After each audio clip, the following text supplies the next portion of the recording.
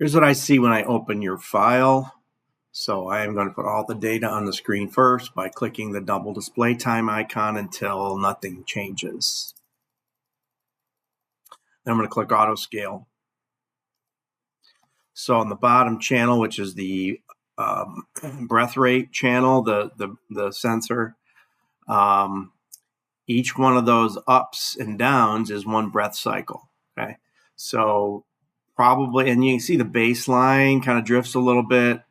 It does seem to level off a little more of a level baseline. So if you want to just count breathing rate, you can just count the numbers of ups and downs within that time period. So to do that, what I would do is use the double cursors.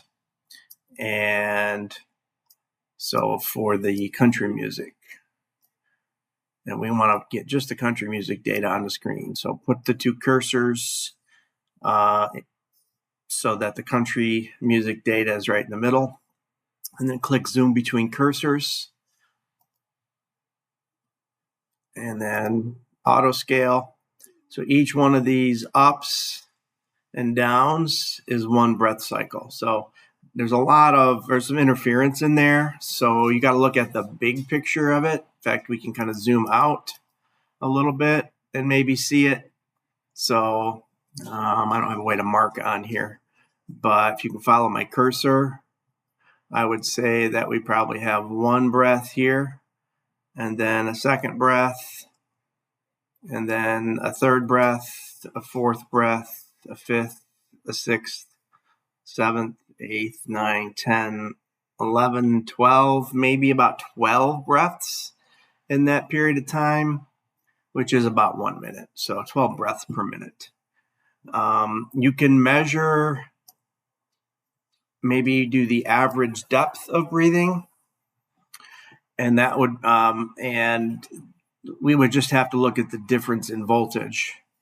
But if you measure the average depth, so where I have one cursor now here at the lowest point, and here's one at the highest point, that's a difference of 0.052 volts.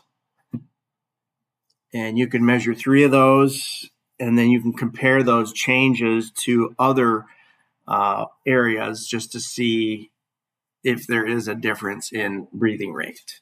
I know we can't measure specific depth or volumes with this, but you can at least look at that change in voltage. The bigger that change in voltage, the deeper the breath is going to be. Okay, so that's, I think, how you'd best be able to use that breath channel data. Now, for pulse rate, you're probably going to want to do heart rate variability. And so to do heart rate variability, you're going to want to do that derivative, okay? And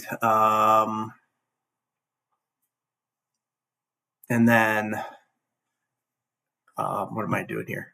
And then you want to go to advanced ECG analysis. Actually, I have another video I can send you a link to on how to do the heart rate variability using that pulse channel. That's going to be a better measurement of the effects of that music on heart rate, and to compare those.